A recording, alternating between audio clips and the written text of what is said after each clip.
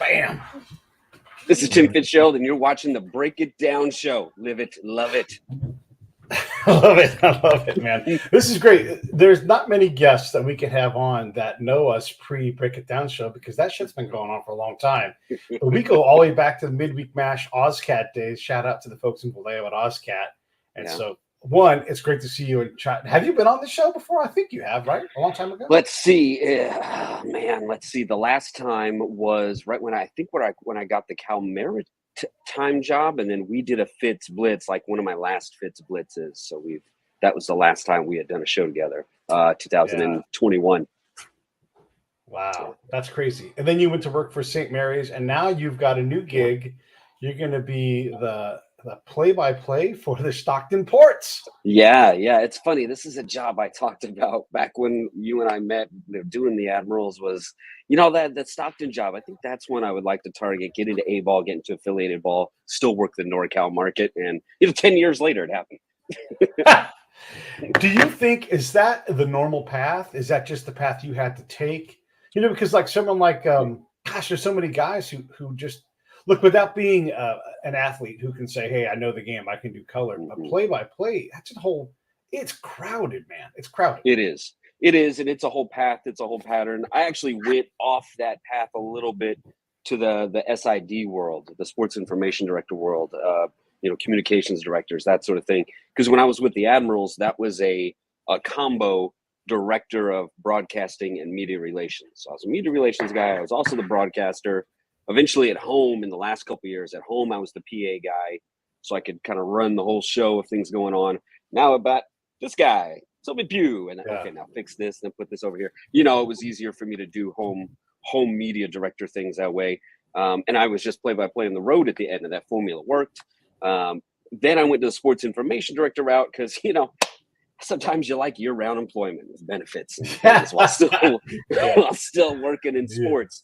But that's a pretty demanding world time-wise, especially at the small schools. I was at the NAIA level in Vallejo, Cal Maritime. Then I bumped up to D1. I took a 2-level jump up to D1 with St. Mary's, but it was still a mid-major. It was still a tiny conference. We were the tiniest staff in that tiny conference. So, I'm covering 5-7 sports by myself. If I have a graduate assistant, it's 5. They're able to take 2 off my hand. But it's a lot. I'm a dad these days, and that's more. So I had planned in mind, okay, a year or 2, I'm going to go back to strictly broadcasting. I'll be done with this SID and media relations life. I thought about climbing up to higher D1s because recently, when I talk to Pac-12, when I talk to people there, or even the SEC, like St. Mary's baseball, we played Florida a couple weeks ago. Actually won a game against number 4 Florida. And nice. Yeah, right. So I'm connecting with their SID. Hey, here's our stats. Here's our files. Here's the roster. Let me know any questions. And I'm looking at how many sports he has. He has 1 sport, Pete. He has baseball, and he is the 3rd contact for football. It's like that even at Cal, Stanford. My guy Brian, who hired me at Cal Maritime or at St. Mary's, now he's at Stanford. He's got Stanford football, women's golf. That's it. So as you climb up into those levels, the job's not so bad, but it's pretty demanding otherwise. And he's getting to do some broadcasting over there, but I wanted to really focus on going back into broadcasting. The reason I started doing all this, and now I'm able to have that be, the bulk of what I'm doing. Yeah. There's a lot of guys take this to answer your question. Though, a lot of guys, they make that climb, A, high A, double A, triple A. Like I replaced Alex Jensen, who went up to AA Springfield Cardinals. The irony, the Cardinals free up this job for me. And so, or maybe that's coincidence. I don't know if that's irony. I'll have to ask Alanis Morissette that one. But it's like, that you make those climbs, you do it like that. I sort of moved around. I'm working a market. I'm working NorCal, I'd say, more than anything. Right. Can someone work in the minor leagues professionally and have a real living? Between that and appearance money, everything else. And then, if so, is that at single A level? Is it high A? Is it it's certainly not complex ball, right? You've got to get no point, right? I feel like the demarcation line is AA. It is for the players. Like that's where you've made AA. You're really on the radar now. you make double A as a broadcaster, and sometimes that depends on what market you're in. Like if you're in double A in the outskirts of Chicago, yeah, it's a little, your money's maybe a little different than say if you are in Springfield, Missouri, or the Carolina League or something like that. So you get by, like you get enough to get by, and I'll piece together with contract broadcasting once baseball ends, doing some St. Mary's stuff still. And so you get by, but you're maybe living with family or something like that. Luckily, my significant other makes twice as much as I do. So she, I can, with the trade-off is I'm going to be able to be around for the kid in the daytime while working baseball at night. So that's saving us a ton on daycare. So you make these fiscal exchanges in there. Yeah. But hey, it's better than where it was compared to when you met me. I was, had to move back in with my mom, like I was in my 30s. Like all of us, you were hustling. Yeah, you were hustling. Yeah. And you were doing the Raiders show and all of these different things just to really, in our world, you have to outwork your problems. And one of the biggest problems is existing. You can be wonderfully talented. So when I went through my undergrad at Cal State Hayward, I wanted to do what you were doing, or be Gary Radnich or something like that, and do like the sports at 11. Totally. So I would go to the A's games, and I had like a Walkman that could record, and I would put the headphones around my mouth because they turned into a microphone, and I would call the game all the time. I did that all the time, and I would listen to myself. And Joe Davis, we had him on the show. You've talked to Joe. He's like, I listened to myself, and it was like, slow down. And all these other things. And I was going through that process, but man, I couldn't crack the code on getting that first gig. And I didn't, there was no one to mentor me that I could find, and there were no jobs. And so I got away from it, but you're a bit in that system. Yeah. And so if you get into single A, double A, I mean, there's less and less jobs, right? And they're more and more valuable, and there's less and less folks leaving those jobs. Yeah, people hang up. Think about at the big league level how these old dudes hang on to them. They're in those jobs for a while. They gotta pass away or say something racist or get a DUI or something like that. Is what leads to these rare openings in this industry. And a lot of guys and women too. Now I'm glad to see that there's more women doing this. There are you're sort of, you go to Arizona State, you go to Syracuse. Mizzou, even you go to Missouri, and you're plugged in that way. You make some sort of an internship somewhere, and you begin your climb. You get that first in, and then you network, and then you've worked your way up. You got to have the talent. You got to be able to pass somebody's going to play your demo. You hope you keep their attention for 30 seconds, because that's kind of the big line right there. They'll go 30 seconds, and okay, now do a minute. Okay, we'll give this guy a whole half inning here. So there's a pipeline you got to get into fresh out of college, or work your way into some sort of very beginning level. Luckily I knew people who were sharing offices with the Vallejo Admirals in their very first year on Amador in GVRD's building. Like that's how that's where they are, just to know where they were. And then I could walk in and say, here's my resume, here's my demo. And then they hired me almost immediately because they're like, oh yeah, you sound really good. Yeah, we'd love to have you call the games. There's no money in it though. You will be an intern. This is the best part, right? Years of age. Yeah, it's all opportunity.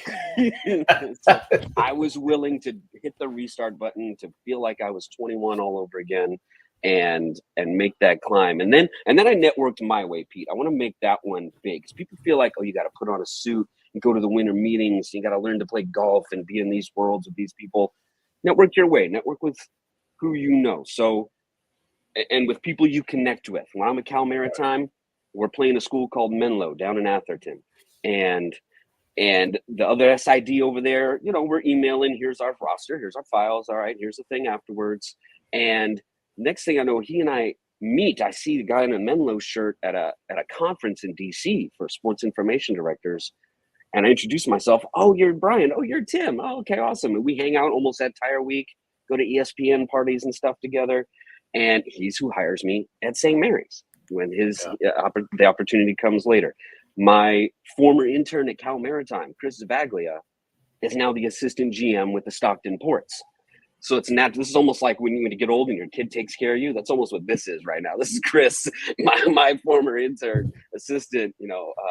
Wanting to bring me in now that he has some say and knowing what I can do. So that's networking your way and getting in any way, shape, or form. Having some getting into that pipeline are kind of the two biggest things with this industry.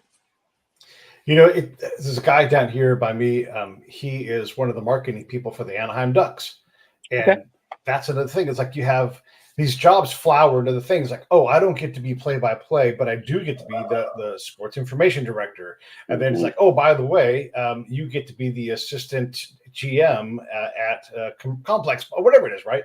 And all of a sudden, you're nowhere near play-by-play, but you are in that world and you know all these people. And so they do, like Justin connects to you probably one relationship away. You guys are going to the same conferences because when you do marketing for the Ducks, you've also worked for and then go down the list as he graduates up, right?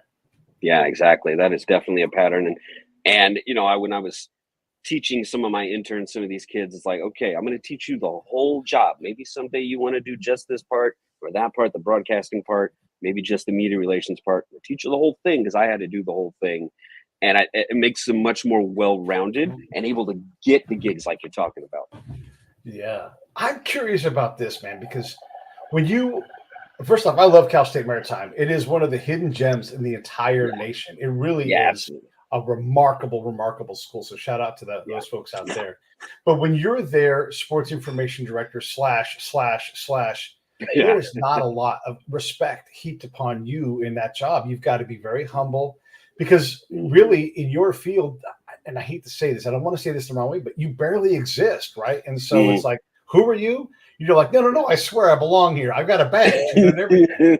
Because it's just not you're NAIA, but for you, it's like, this is my shot. I got to do great at this job. And so even if there's a whole lot of invisibility and disrespect and everything else heaped upon you by whoever is involved in that, that's part of the job, right? Is learning how to deal with that and coming from somewhere.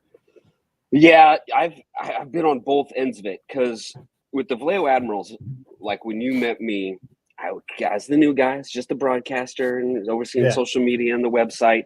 And then as the years went on, I gained titles and responsibility. I ended up the league's information director and somewhat by default the assistant commissioner because of that. It was just commissioner's office was the commissioner, me. So, okay, all right. So it's us. And so then I get to make some personnel decisions. I hire a manager. I'm signing a few players and then we win the whole thing. And that was very validating. Like, oh, I do know what this is supposed to look like. And so I was the man there. I was eventually in those last few years with the Admirals of Vallejo, I was the man and people recognized me in public in Vallejo and stuff.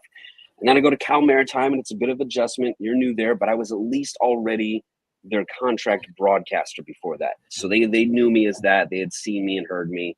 And I interject myself to kind of reduce the anonymity into like I would do a lot of player interviews, player profile pieces, and people love that stuff.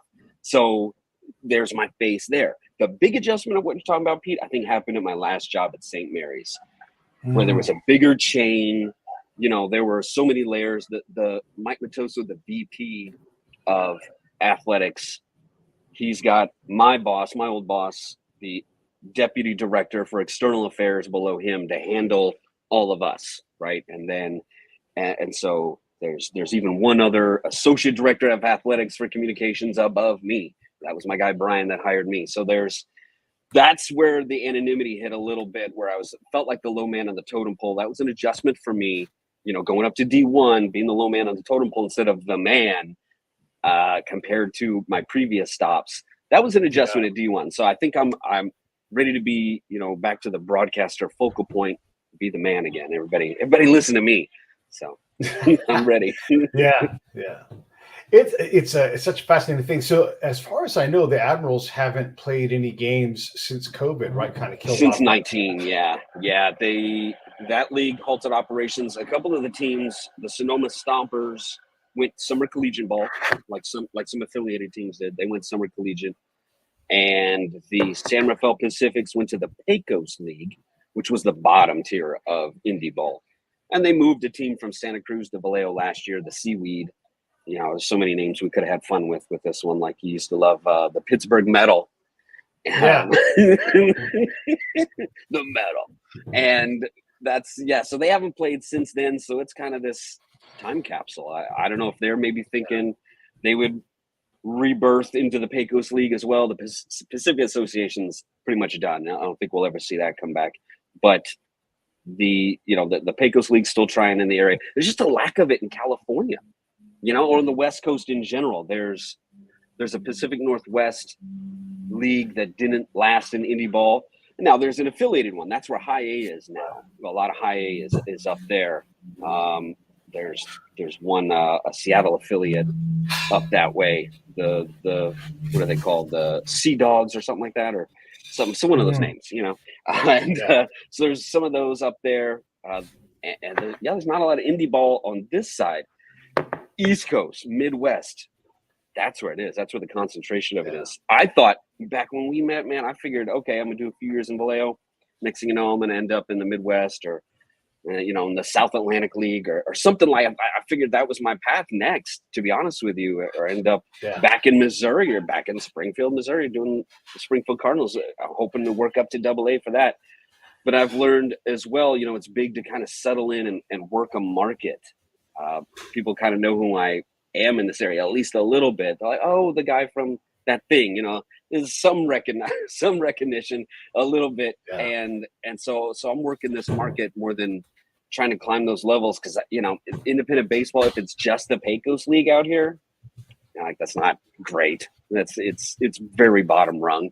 And it's, they do still let the pitchers hit. That's the one thing they got going for it. Hey, I like that. They got that going for it still. So, I only did one of those games last year, and I was instantly the best broadcaster in the Pecos League, judging by all the fan feedback I got that day. So, we haven't seen the Admirals come back. I don't know if they will. That might be 2019. Could be it. We'll see if they try to bring it back in the Pecos.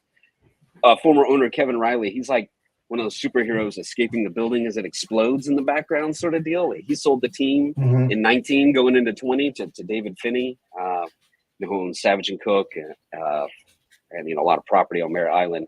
Sold it to them. He had kind of ideas of making a new ballpark in Merritt Island, this whole thing. But I would say COVID definitely put that on the back burner for them. The website's gone. Mixler, where we recorded all our stuff, is gone. All my old broadcasts from that time are gone, which I would only enjoy for nostalgia purposes more than anything. But so we have hours. We have hours together. We got that at least. But that's down on a flash drive. But that's because they always want you to, for a demo, use your newest stuff. So I wouldn't use any of that stuff. But it just be fun to listen to and hear how far I've come. Because I was like you. I started to record demos, just going to games with I had one of those little micro recorder deals, the old ones with the tape in it. That's how I got going. Those were my original demos. Right, man. It's that's great. And looking at our careers together, where we are now, the Break It Down show is like well established, 2,000 episodes, all these kinds of things. You were getting jobs from people that that's amazing to be working for the Ports. And so, hat tip to you. And look where we are and what we've done. And oh my God, it's amazing. It's amazing. I wanted to ask, so when you look at the Stockton Ports, you're working for that team. You've got teams that are in the market, but maybe a little bit outside of the edge of it. So where does that stop? And then what's the ranking of these teams? Look, Stockton Ports, great. I'm not saying anything bad about any of these things. I'm asking because I don't know. But if the Quakes called, or if the 66ers, and I'm saying the Rancho Cucamonga Quakes called, or the 66ers called. This is all baseball, right? We're staying in the family. Are those A-level jobs? They're in the California League with us. They're in the California League. Right, so it's all equal. There's no those are rivals, you're working. Working for the Angels or working for the Dodgers in the minors is not better than say working for the A's like you are now. Yeah, the only difference I would say is there are some teams directly owned by the big club, owned by the parent company versus they're just an affiliate. The Modesto Nuts are owned by the Seattle Mariners. Gotcha. Okay. So now that happened recently, so there's a lot of turnover. There may be a little unsettled in their front office as well as they ended. But in a year or two, that may end up a really prime job because of the direct ownership. I don't, it's very possible. Facilities could possibly make a difference in that. But when you're in the Cal League together, you're in the Cal League together. Then it's about market differences. I would prefer to be up here in NorCal than say San Bernardino. Personally, just a little bit family closer reasons to the stuff, right? And family reasons, and also a little closer to a major market. I feel like just a little bit so compared to San Bernardino to LA. Rancho, well, that's a little different. You're knocking on the door right there with the Dodgers. Because here's an example: the A's, they wouldn't call on somebody from Las Vegas from their AAA system to fill in for the big club. They were calling on my friend, who I'm now replacing, Alex Jensen, because he was right here. He did A's cast before we did their pregame. So when, Vince Cotroneo or, Korak and some of the older folks were like, okay, I'm not doing this road trip, they're calling on Alex Jensen to fill in, not somebody from Vegas. The A's weren't calling, or the Giants didn't call on the AAA broadcaster, who's Zach Beirudi now, former Stockton Ports announcer, or Johnny Doskow before, who was is on the big club with the A's now. They were going to San Jose for Joe Rizzo. And so there's this immediate marketness. It's kind of nice about that to put in for potential market fill-ins, I would say, is the difference for me until you start climbing levels, high A, AA, AAA. Yeah. Man, I appreciate you talking about this too, because, and again, it gets out of curiosity, because it is a whole hidden empire of things that happen. Yeah. The reverse of what you're talking about with say, San Bernardino is not that far from LA, right? But it might be far enough for the Angels that they don't go there. Maybe they go to one of their other minor league teams. But if you're in Rancho Cucamonga and you're their play-by-play guy, sometime in the next week, you're going to be calling a game that Walker Buehler starts. Yes, he's doing his read, right? Yeah, and so that goes into the tape. Wow, Yeah. Same for the Ports. My friend Brian, who hired me at St. Mary's, he filled in a couple times for Alex as well last year, and Lou Trevino, or not last year, I guess it was 2 years ago, Trevino, the closer, he had his rehab there, got blown up. Got blown up in like an innings or the inning or two. I'm looking forward to get my first rehab assignment sometime this year too. I don't know who the A's could send down that would, be worthwhile of feeling like a big moment, but hey, it's a big league of rehab, and that's what matters. Yeah. That's another one I'm having to work on is making sure I sort of curb, filter, think about what I say about the big club now. Let's go with that.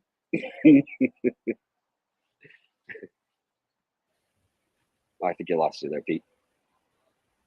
Yeah, the big club. There you are. Especially when it's like I'll say this, so you don't have to. Like the A's are having a lot of struggles. It's hard to move a team. It's hard to break up with the community after 50 years. And it's easy to have every step be viewed as a mistake, right? And so you've got to be honest. You got to have integrity, but also you got to be a good employee, And so, like, how do you balance that, right? It's easy to beat up on the A's. It is easy to do it, right? You don't have to do it, but there's a lot to complain about, and it's a fine line. It's a fine line. I try to listen to even how some of the actual big league broadcasters handle it. Even when I would listen to, I'm from St. Louis, when I'd still listen to the Cardinals, I would, hear how they would maybe still criticize a move or, a front office decision or something, but keep it in a proper context. I've imitated that in game before. I'll do the thing where you ask a question. Make it seem like you're not saying anything about it, but you ask a question about it. Well, interesting to see him make this pinch hitter right here, or make this move right now. I guess he's thinking this. Detractors might say this. That's been my move. I would say is present both sides. Here it is. Here's where the questions are. Here's what the manager's thinking. Oh, taking him out after 70 pitches right now. Some may question that, but last inning he finally gave up a run, and 3 of those 5 balls were hard hit. So I think that's how I'm dancing this line, is to just present both sides. Well, fans are angry about this with the big club, but they're thinking this on the other side. They're running a business and have to do this on the other end. I think that's kind of how I'm trying to go about it right now. And then some of your job is to tee up the the color guy, right? And so like the A's just sent down Ruiz the other day. And then, let's say I'm the color guy. I'd be like, that's a great point. I'm glad you brought that up. He had a couple of good games where he had some good outcomes, but I know the A's are looking at him to have better at bats. The quality of bats has gone down, so they want to get him more at bats. So they're going to send him to triple. So I'm just doing the color thing, and I'm making all this up on the fly. But the A's fans are upset. They're like, look how cheap they are. And it's like, maybe there is a design of this. Maybe some of this just is baseball. And fans are fans. They're fanatics for a reason. And so they cannot take any bad news, and they all want to be the GM. But if they were the GM, they'd be terrible at it because they'd be like, knee jerk. The knee-jerk reaction is hard. Yeah, that's one where, as a commentator, as a broadcaster, I have to reserve judgment on knowing who's available that day. Who are they trying to save for a potential doubleheader? Who's right? It's hard to not know that picture. But that's one thing I try to educate fans on. I'm like, okay, we're analyzing this one moment in the seventh inning of 162 games. Right. Manage the rest of it. Think about your job. How busy you are at your job. Oh, I forgot to do that one thing, or I actually should have double checked this first.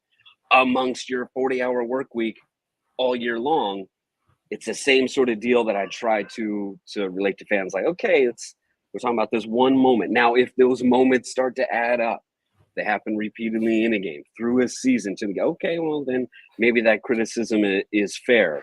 So that's definitely. I went through a phase. We've talked about this where I almost, when you see how the sausage is made on the inside, I kind of killed the fan in me for a little while and was the extreme in the other direction. I was coarse and cold and then I worked on finding the balance again, taking what I've learned about the industry, about how injuries affect guys, about making all these decisions, through a whole season, in a whole game, much less that one that we can see, that we can point out.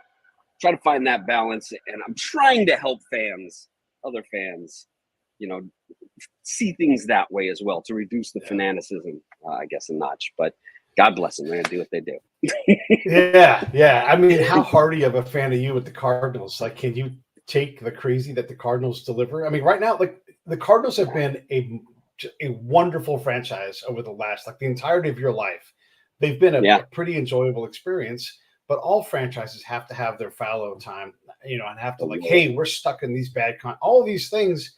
How hardy are you as a fan? How can you take it if the Cardinals throw up a 100 loss season back to back, or would you lose your mind? It's a struggle, and a lot of the Post-Dispatch writers and other fans kind of saw this coming a little bit. They see the deterioration a little.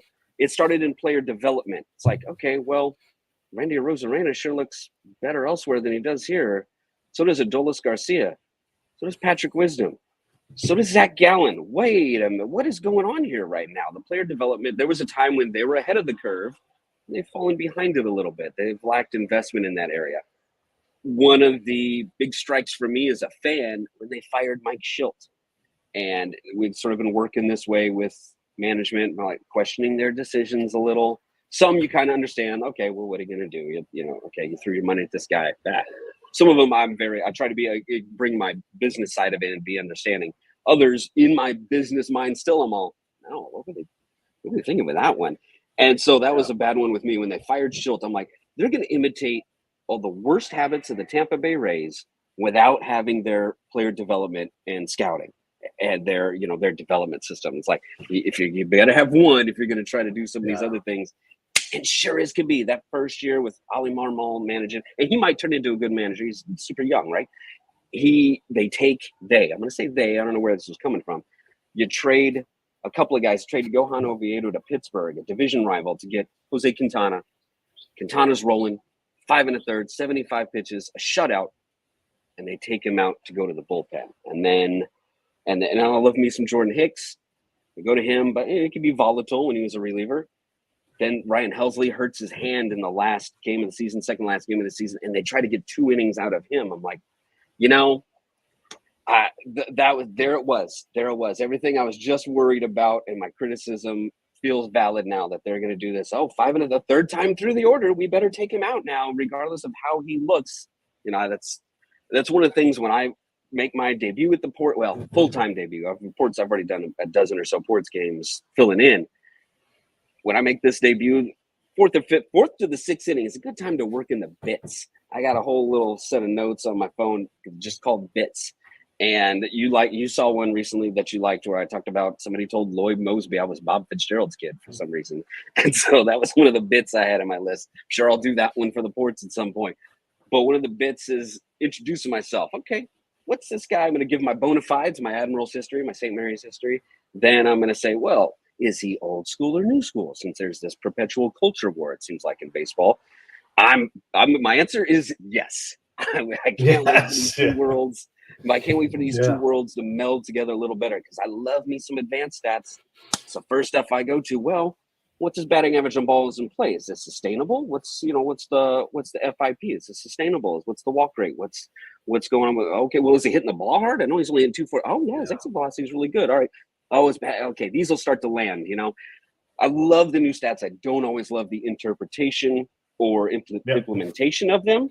And I don't love the old schoolers' resistance to them. Like if baseball players, former players embrace these stats, and then they'd have all the GM jobs together. It wouldn't be shoved out for computer analysts and Ivy League guys. They need to embrace it and use it. And I'm glad that's just now starting to happen. I'm seeing these clinics and workshops and conferences for people who work in baseball to learn analytics, former players and stuff. I'm really excited for that day. I can't wait for that day, man. Then we can have it. But there'll be a new culture war then. It's just there. Emma Bocculari of Sports Illustrated did an article, the many times baseball has died. And people from the 40s, people from the 40s complained about baseball in the 60s and 70s, and people in the 60s and 70s complained about baseball in the 80s and 90s. It'll always kind of be this thing that happens, I think. Yeah, it's true, man. You know me, I love baseball. I look at it. I love the numbers, but I don't worship the numbers, right? And so I'll start with it's not the end all be all, yeah. Right. And I'll look at like Baseball Reference WAR and I'll go, okay, that's an indicator. And then you look 2 layers in and you're like, you back out, but I'm going to say some blasphemous things here. Sorry, everybody. When you look at like the 67 Cardinals, I'm going to hit you right in your heart. Red Schoendienst, he should have pulled Bob Gibson. He shouldn't have let him go that third time through to Northcliffe. Sure. Because, if you do that, even if the guy is not the best guy, or you should have prepped that guy to be that guy earlier, whoever the reliever is going to be, but you got lefty on lefty matchups, right? And so he misses this call. The Cardinals lose, and it's like, well, Bob Gibson would never want to come out. You're the manager. You go out there and you go, Bob, you got us all this way. Let us bring it home. Come on, swat him on the ass, send him out. And he can be mad as hell because I guarantee you right now, if he could switch, you'd be like, you know what? Yeah, it would have been a good call. And so all of these things happen, and we lose track of there is the eye test, but there also is the number test. And if you have a guy that's been wearing you out, and if the next 3 hits are you getting worn out, and that's the World Series, well, that's Grady Little sticking with Pedro Martinez. Yeah. And he gets fired for that shit, Yeah. There's again, it goes back to that balance. That's an old school being too old school. You know what I'm saying? Versus third time through, 75 pitches. Okay, time to go. Like there's a line to find. There's times when a guy at 100 pitches, you know what, he can go up to 115 the way he's looking right now. There's sometimes a guy at 82 pitches are all right. I think I don't think he's got anything more for the rest of the 6th. You can't go by just that. It's got to be a combo. I'm waiting for this combo. I'm waiting for 3 nights in August and Moneyball to come together. So this is where I am. That's when you look at roster size too, and the amount of pitchers it takes to run a major league roster, right? That means that impacts the minors too. It's 30 to 40 pitchers to run a major league roster. And so this is one of the growths of the game. Like there are so many more people available and so many more like decisions to make. And so we want, Snell to stay in the game, but you also have this guy you brought in just to be that 5th inning guy to pick up those 2 outs that you need because Snell is at 100 pitches. Man, oh man, great 100 pitches. But there is that balance between, let him have one more batter. But then you're like, I got to get him out of there because he is at 115. I don't want to see Tim Lincecum throw 140 pitches, because that's bad for you. It's like, come on. So there is that balance. The other thing I wanted to bring up with you, and I know again this is going to bleed down to the minors, is the competition off the field. And I'm talking administrators, not baseball players. It is severe. I promise right now the Dodgers are going to work on the 70th player on their roster. And I know the roster is 40 people tall, but that's literally what they do. They have to look at the entire floor of the franchise.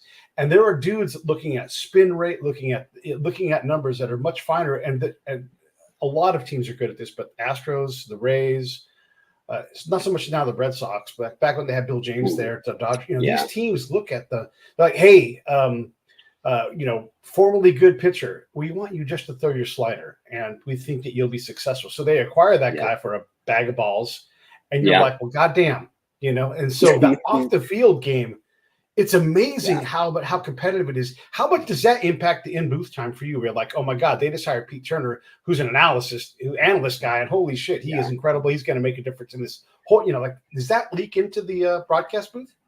Yeah, it's to our level. It does. Put it that way. The trickle down effect comes into our level because the people signing a lot of the recent draft picks that I see in Stockton, like we get. That's one good thing about the minors shrinking down a little bit, and you do get some of the draft picks quicker into A-ball, which is entertaining. It's fun to see. And, that the guys who are signing those scouts, they're computer analysts. They weren't players. They were somebody who studied computer science in college, and they're fresh out. They're a computer analyst. And because they can interpret the data, set up the data, execute with the front office once. That's a big one. That's why it's tough for a lot of coaches getting in who maybe have their own philosophy. Okay, you're not hired for your philosophy anymore. You're hired for, can you teach our philosophy to these guys? Right. Will you buy in to what we want you to get them to buy in? So there's trickle down there to that with the coaches. If you're an organizational coach now, the A's have a new, or the Stockton Ports have a new manager this year, and he's been in the organization since 2019. He was a hitting coach in Lansing before this, high A. Now he gets a chance to manage single A. So you are an organizational person now is how you work your way into the system.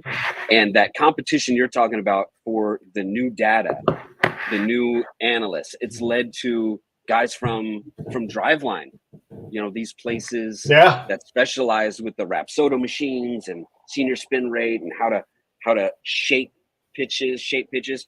You can teach velocity now, which I think is kind of nice. That might be good in that you used to have to try to get a guy who throws hard and teach control. I think it's easier to do it the other way around now. I think we may see walks eventually begin to decline a little bit at the higher levels, and that, okay, well, here's a guy who's a good athlete, hits his spots. We can teach him to throw a little harder. We can turn that 93 into 96. They're after people who can teach that. They're after people who can just remember when it was Moneyball and it was brand new and, finding on base percentage, like that was the new thing to exploit, the market deficiency, if you will. Yeah. And so that's where that competition is. They're trying to find the new teaching method, the new research method, the new analytic. It's gone beyond seeing those new stats now to now the technology that's used to shape pitches to know, like what you were just talking about, you were just talking about, like Kevin Gossman comes to the Giants. They're like, well, you should lean on your splitter. You should throw that more than half the time. Suddenly Kevin Gossman's an ace, that sort of stuff happens a lot now. Sonny Gray had it happen to him. I think that was the stop with either the Yankees or the Twins. Are like, well, sweeper, if you want to learn it, we'll teach it. You throw it a lot, it'll probably go pretty good for you. Sure as can be. It worked out for him, finishing second in a Cy Young. And so that there's that competition and the analytic competition that trickles down to us, because when they come up from the complex league, that's what they've just had a heavy dose of from the rookie complex league. And the people who are signing players at A-ball are all fluent or even created these scouting formulas. That whole thing goes on to the player side, and we'll just go back to the A's and Ruiz again. If you aren't capable of making the organizational adjustments, because they see this as a big strategic organization, great, you're off to a hot start. We know where this goes because we are looking at and again, I love to say Boros McCracken. We are looking at, what your batting average and balls in play is. And we realize that, like, hey, there's a lot of luck going on here, and you're not doing the things we've taught you. I'm not saying this is actually what happens, but this does happen. I've had the same theory. I've had that same theory, though. Yep. Right. And look, there's a lot of guys that are the 9th or 10th guy on the offensive roster. And they're like, hey, you are not executing good at bats. And in our organization, we make the pitcher pay for pitches. And that's, you're not doing the things we've shown you to do. So guess what? You're going to have to either ride the bench or you're going to have to go down a level and work on that daily and improve. Right. And that is part of that competition, that it's stacked and so tight. Like there's this is the thing I want you to comment when you finish on that, but also the difference between good and gone. It's like this now, like a 1-2-5 whip. You're probably not going to be in the league long. You're right on the border. Yeah. Right. Yeah. And that used to be quality pitching, Yeah. That's the good gone line. It is thin line between good and gone, the love and hate. It's, and what have you done for me lately? That factors in. You got to be going right now. But you're right with the organizational edicts. You're no longer, well, this is how I play. This is what I do. This is why you signed me.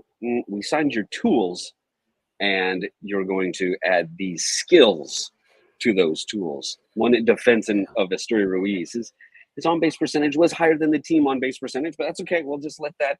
I get that they want a specific leadoff man, and I will respect the fact that they're like, no, he's going to be back up here. Like we traded this part of the Murphy trade to Atlanta. Like he'll be back up here. We just don't want him to be a platoon guy or a bench guy. We don't want Christian Pache again. We're trying to do, trying to have him be a more polished guy up here. Maybe you question, okay, so you gotta scoop up Phil Nevin's kid. All right. Yeah. Okay. But as the waiver wire? the waiver from Baltimore. Okay. All right. That's interesting. But that's a whole other episode of nepotism in baseball, and even in my world, especially the broadcasting side. So it's a thin line if you're not producing. I think teams try to, where they do cut some slack. Like, okay, well, you've had a shoulder issue for a minute now. You're coming back from thoracic outlet surgery. We're going to give you a year. We're going to go by more here versus what your ERA looks like right now. Okay, you're back up to 93. You get up to 95 by next spring, and we'll keep you. If you're not, well, then we are releasing you. Like, it's just that's one thing I've learned is just how cold of a world it can be, and I had to adapt to that, and I almost had to teach it to other folks to be like, no, then we have to cut him. Yeah. Like that's just absolutely. Yeah, it's you wish them the best, and you give them pointers on maybe how they can get back in. You could say, well, I know this team's maybe looking for a couple of guys. Why don't you call them? Like, you're helpful. You bring that personal side of things in it still, but you do have to be cold and calculating when it comes to the bottom line and wins and losses. Yeah.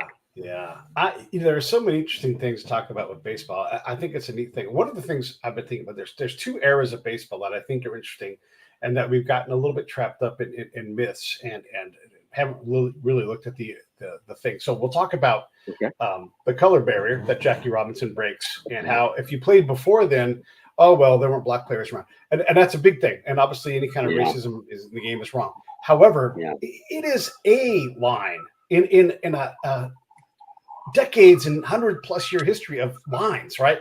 I mean, to stay alive as a kid in 1895, the year Babe Ruth was born, 1 in 4 chance of dying. If you grew up in Montana, how many players from Montana played in 1910? 0. Exactly. It's so hard to anybody to get in the game. Like they'll do the time machine always works where, like, if you brought Babe Ruth up to face Aroldis Chapman, no way. Like, we'll take Aroldis Chapman and put him back in 1895. He doesn't leave Jamaica. Forget he wouldn't be allowed to play. Let's just say he would. To get in the game, there are only so many jobs, and they carried 9 pitchers. Like, they're like, this is back then. Yeah, exactly. So we lose track of that. And then the same thing goes for the steroid area. Like, we blame Barry Bonds and Roger Clemens. but it was also 4 expansion teams. All of the ballparks got tighter. Only the A's had more foul ground than anybody else. And so all of these changed. The ball changed. The strike zone changed. All of the access to video, and then all of that 10-year run-up to players working out, legally working out. All of that impacted the game. Yeah. We get caught on like the quick fix in our society. Well, is there a pill? Is there a pill I can take for this? And so we kind of think the other way. We're instantly suspect. Oh man, Adolis Garcia looks pretty big. Yep, steroids. That's it. That's what it's going to be. Yeah. We sort of just, that's the only way. The ball is a big one on the juiced ball era for it, Pete. I'm glad you brought that out because the ball is not the same. I remember Whitey Herzog talking about he would bounce to, he had old one and the new one back then. He would compare it, and one was, he would super ball it up higher. It's like, okay, that, I feel like it was an easy out for maybe some of the higher ups of Major League Baseball to be, it was the steroids. We weren't doing anything to try to get people to watch again after our strike. That's definitely what it was. So, at expansion, smaller ballparks, the hitting technology was just starting to develop then, the workout regime aspect of it. You're absolutely right. That one's big. Think about the dead ball era.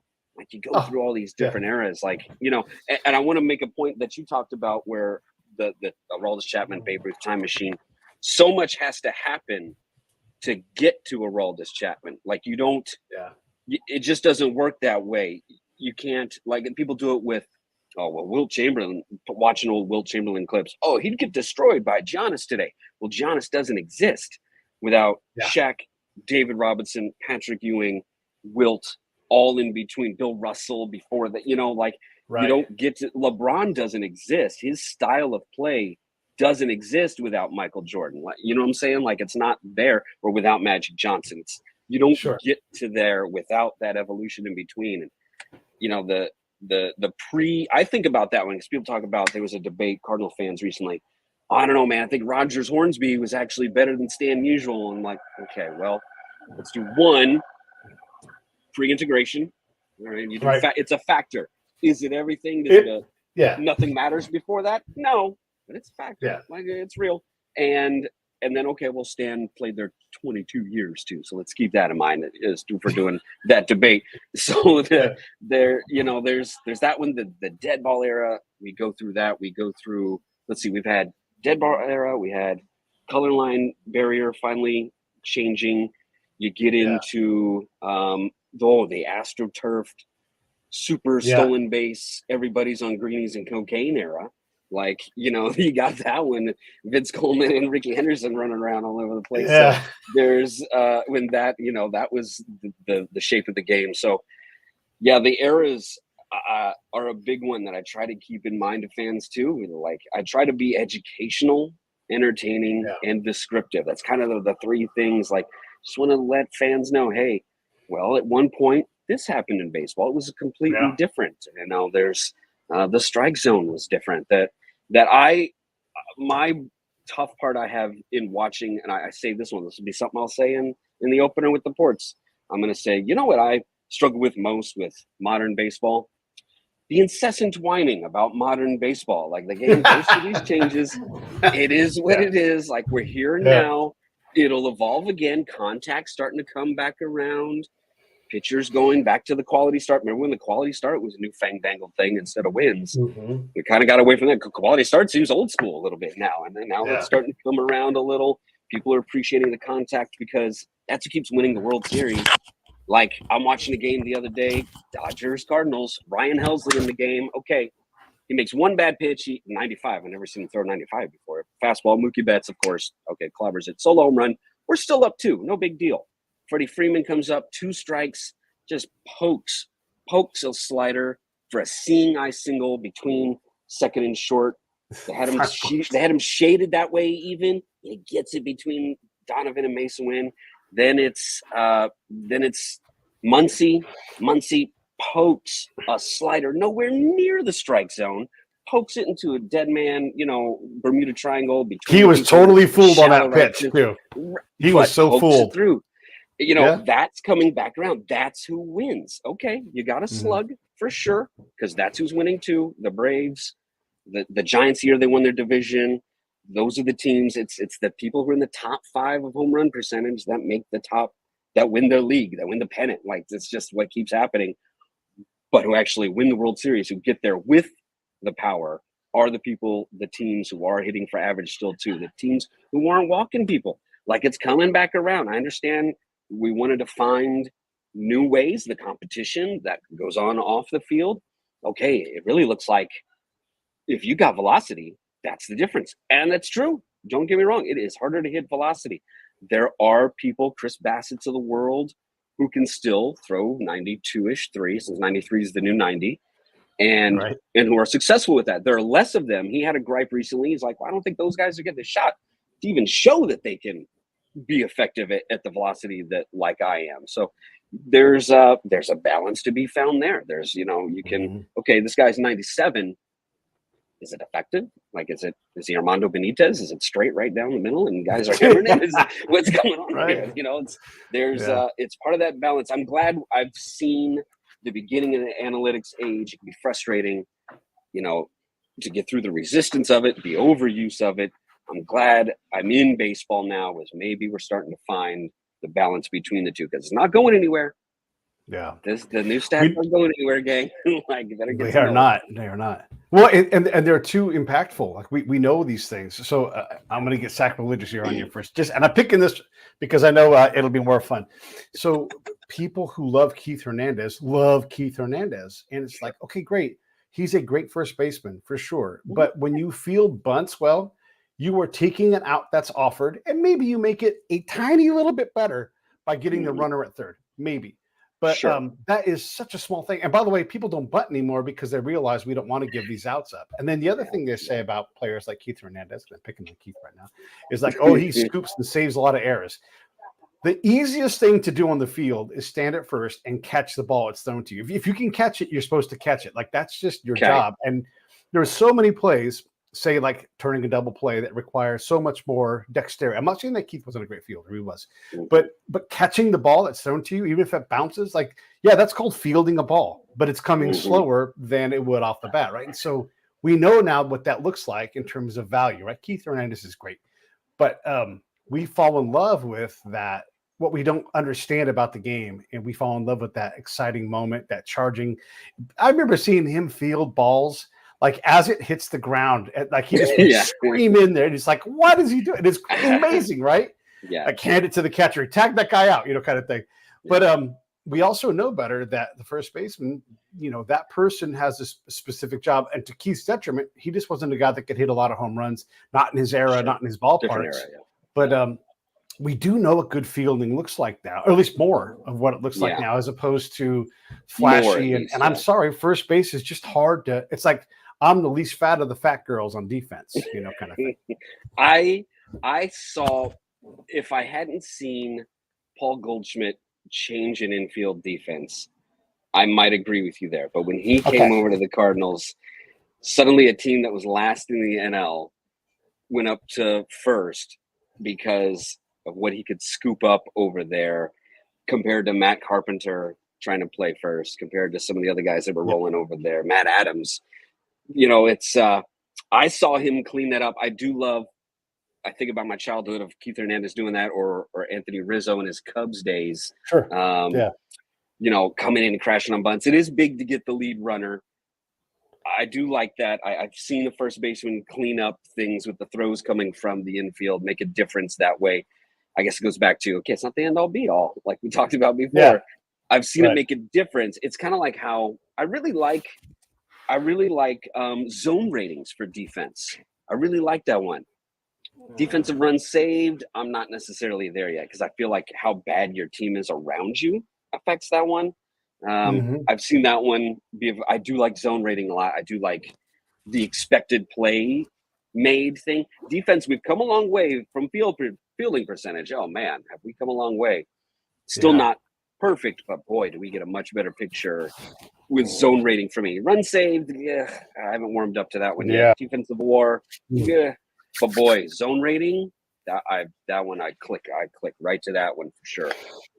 Yeah, we have one that allows us. Yeah. Just real quickly, there's one dead ball era guy I want to throw out for anybody watching out there. My favorite dead ball era guy is Haas Radbourne, Charles Haas Yeah. Radbourne, Charles Old Haas Radbourne. That's my man right there. That's the guy that was, let's see, he threw 466 innings, going 33-19 with a 2.11 ERA in 1882. That's my guy right there. It was, this is a guy that that's just a different era. Like you can't. That's comparing the eras. Now we know. Oh, wait a minute. Throwing 230 more innings this season is actually bad for you. Throwing 130 some pitches, 140 pitches is actually bad for you. He leads the league in 1884. Threw in 678 2/3 innings. He started 73 games that year, with a 1.38 ERA, 73 complete games. Like, we're not doing that anymore. But at the same time, you don't necessarily have to have that quick hook for the guy pushing 92 pitches now, that sort of thing. Balance, man. Balance beat. That's our theme today. Timmy Fitz talks balance. Yeah. And I don't want to keep you too long. I know we started a little bit late because of my crazy computer, but do you got time for a couple more? Yeah.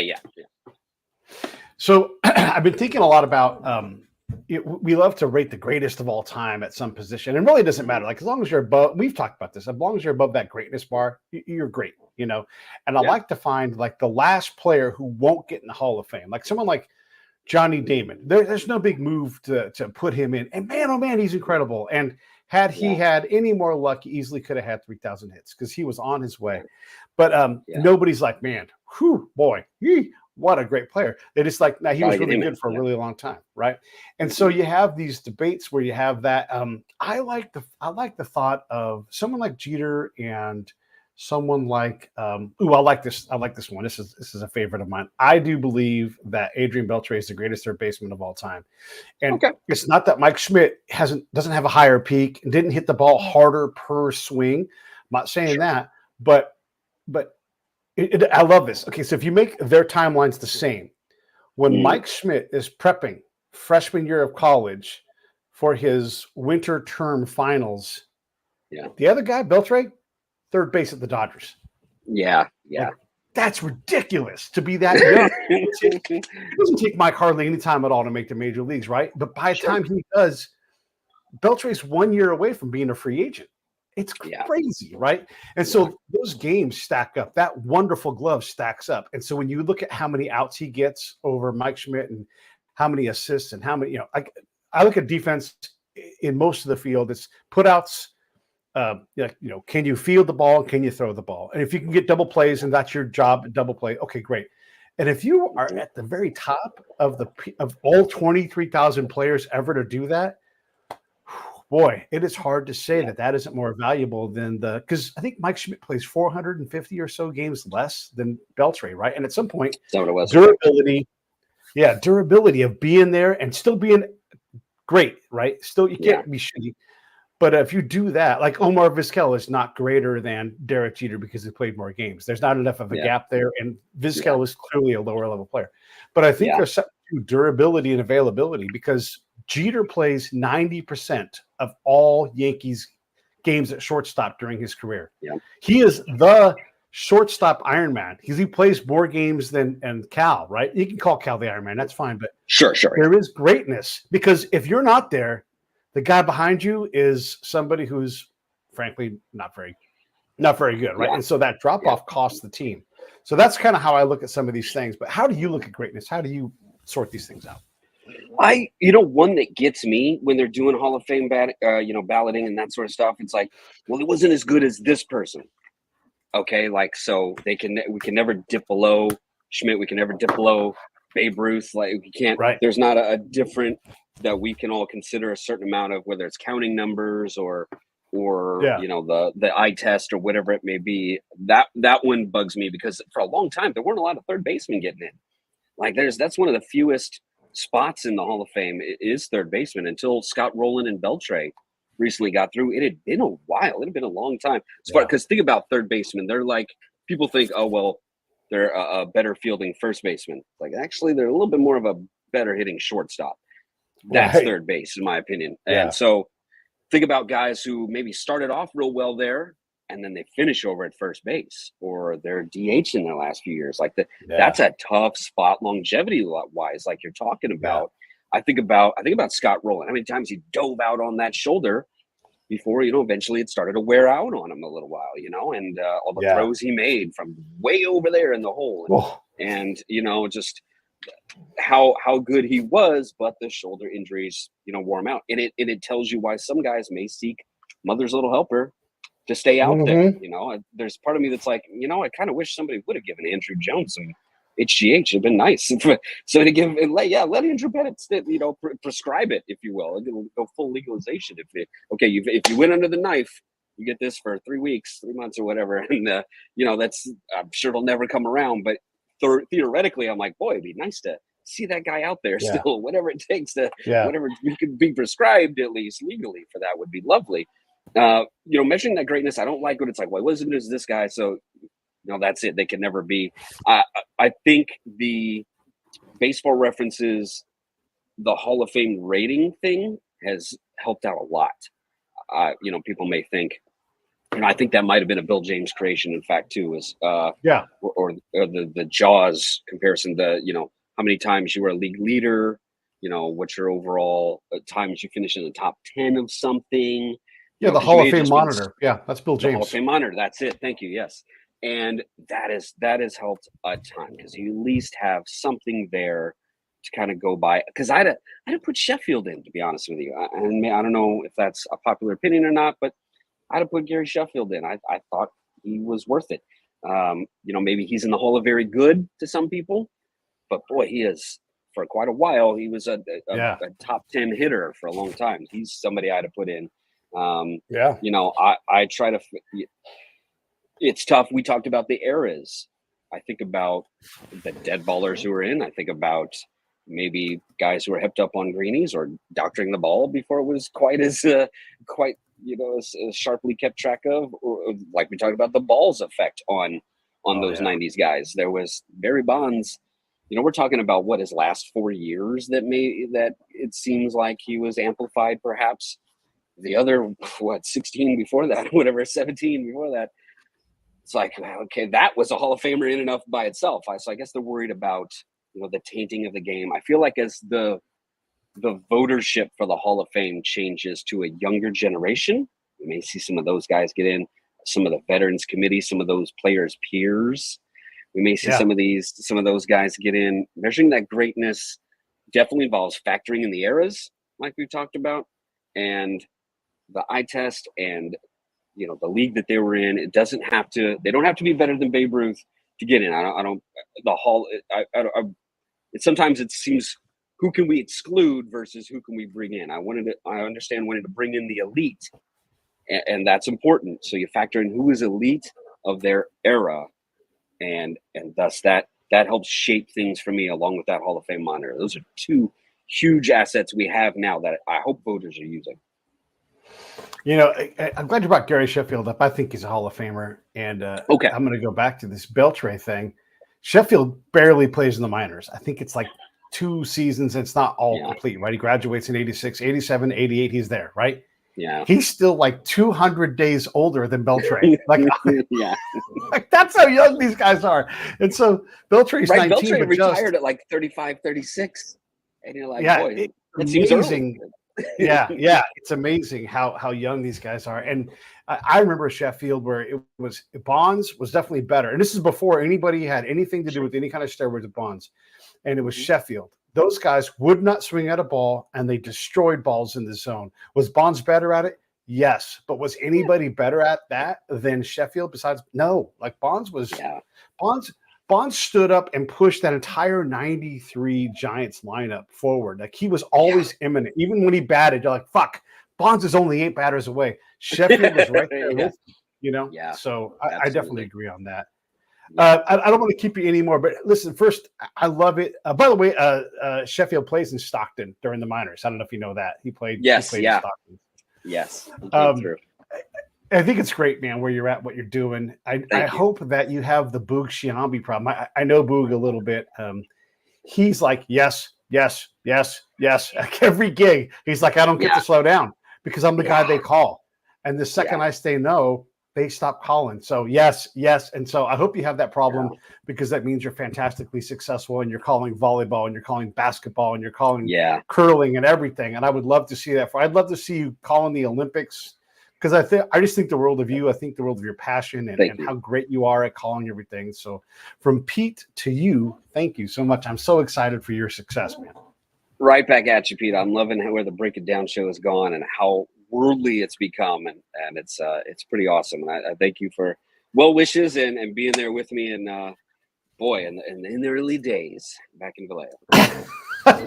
Yeah, just real quick because everybody's got to know when Tim got his job working with the Admirals, it kind of it overrode our show on certain nights, and so we would come over and call games. And one time, the owner was a little drunk and a little bit bored, and he wanted us to spice it up. And I'll shut up and let Tim tell the rest of that story. He was a new owner. We went through a lot of ownerships in those first couple of years. Saying it's just somebody from the town with a lot of money, wanted to help out, keep the thing going in town that people come to and enjoy. And so he comes in and he thinks we're public address, first of all. We're on the radio. And so he comes in, hey, you gotta liven it up a little. You gotta tell some jokes out there, make it funny. And I'm just like, oh, sure, yeah, we're definitely doing that over here right now. And he's like, but he thought we were public address. So he goes in and fires the public address announcer. Mid-game. We're mid-game. He thought we were doing it. Once he realized who it was, he goes and fires our guy Bruce. And so then it fell down to us. We're like taking turns trying to do public address through part of this game. And I remember John, he's all, Pete, we've been ordered to liven it up a little. So you crack open a Budweiser right there on the microphone. That was at the time one of the most weirdest, felt like unprofessional nights I'd ever been around. But you just learn the whims of the owners, the whims of the folks who write the check, and you try to find a balance of what they're after.